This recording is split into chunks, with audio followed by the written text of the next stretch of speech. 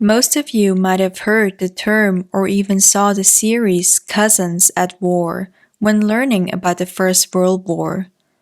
When talking about the First World War, many people claim it to be a huge family feud, which is partially also true.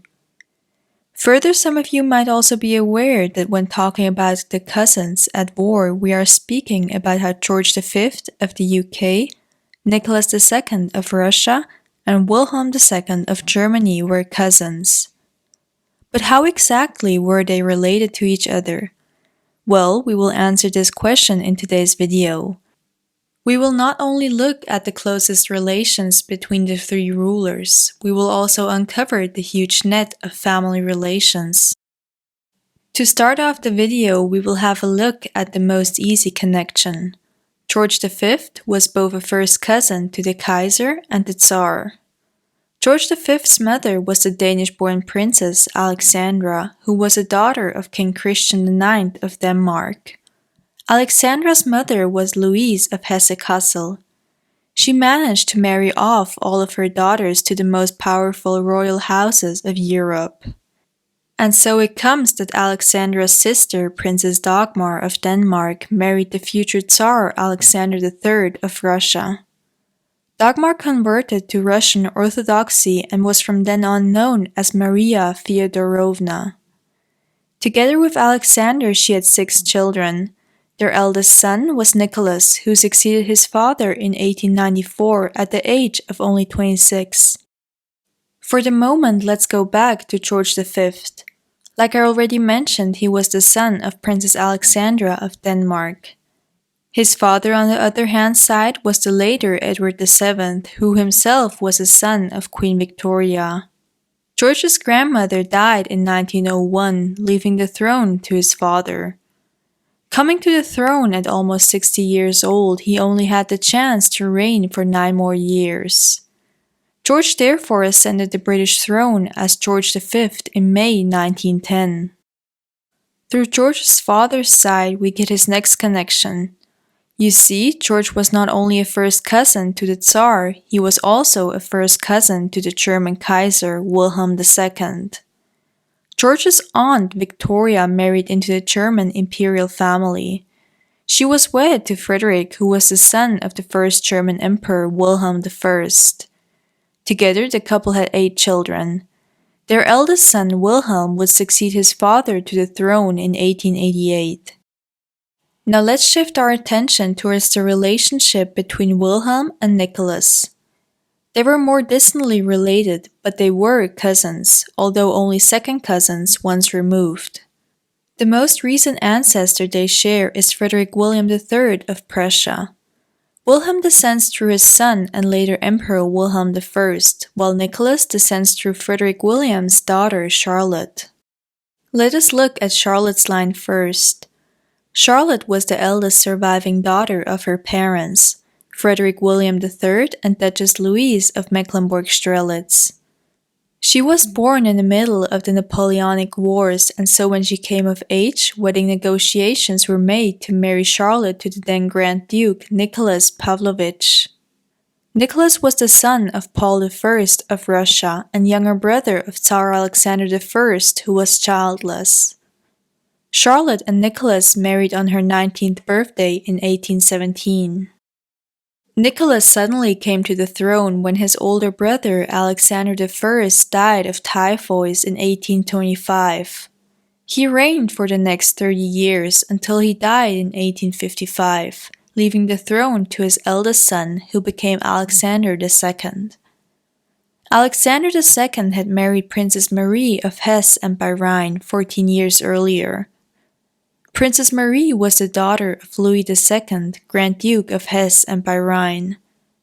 The couple enjoyed a happy marriage in the beginning, but they drifted apart over the years, mostly due to Alexander's affairs. Alexander and Marie had a total of 8 children, with Nicholas being the eldest one. But when Nicholas died suddenly, his younger brother became Tsarevich, and he would be the one to eventually succeed his father to the throne in 1881 as Alexander III. Alexander III did not only take his older brother's place in the line of succession, He also took his late brother's fiancée's hand in marriage. Alexander married Princess Dagmar of Denmark, whom I already mentioned earlier. Dagmar, then known as Maria Feodorovna, and Alexander had 6 children together. Despite the fact that Dagmar should have married Alexander's older brother, the two grew fond of each other. By the time they married, they were deeply in love with each other and had a happy marriage. It is said that Alexander was completely faithful to Dagmar. Their eldest son Nicholas was born in 1868. He would later be known as Nicholas II, or the last Tsar of Russia. Now this covers the line of Princess Charlotte of Prussia. We next go all the way back up to Charlotte's brother so we can get the connection to Wilhelm. The brother that connects Nicholas to Wilhelm was Wilhelm I. Wilhelm succeeded his childless brother to the throne in 1861. In addition, he became the first German emperor in 1871. Wilhelm married Princess Augusta of Saxe-Weimar back in 1829 and had 2 children with her. Princess Augusta's mother was Grand Duchess Maria Pavlovna, who was a daughter of Paul I of Russia and therefore a sister to Nicholas I of Russia, which means that we have yet another connection between the two families. While Augusta very much loved Wilhelm, he did not return those feelings, and so their marriage was never a happy one.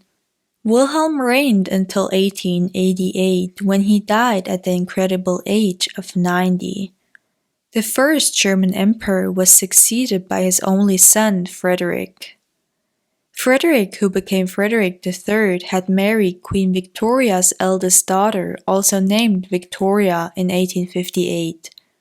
Frederick only reigned for 99 days until he succumbed to throat cancer, leaving the throne to his eldest son, Wilhelm. With Wilhelm ascending his throne in 1888, Nicholas in 1894, and lastly George in 1910, all of them were reigning when the First World War broke out. George, Wilhelm, and Nicholas were also 5th cousins through George II of Great Britain's line. Now that we have covered the closest relationship between Nicholas and Wilhelm, let us look at some other connections between Wilhelm, Nicholas, and George. Back in 1894, Nicholas married Princess Alix of Hesse and Bahrain. Alix was the daughter of Louis IV, Grand Duke of Hesse, and Princess Alice of the United Kingdom. Through her mother's side, Alix was a granddaughter of Queen Victoria, which made her a first cousin not only to George, but also to Wilhelm. With George being a first cousin to Nicholas and Alexandra, he was the one who first granted the family exile in the UK when Nicholas was forced to abdicate in 1917. This might have saved the family's life as they were all executed in July 1918, but George took back his offer as advised by his government. Another connection we have is through Wilhelm's younger brother, Henry. Prince Henry of Prussia married Princess Irene of Hesse and Bahrain in 1888. Irene was the sister of Nicholas's wife, Alexandra.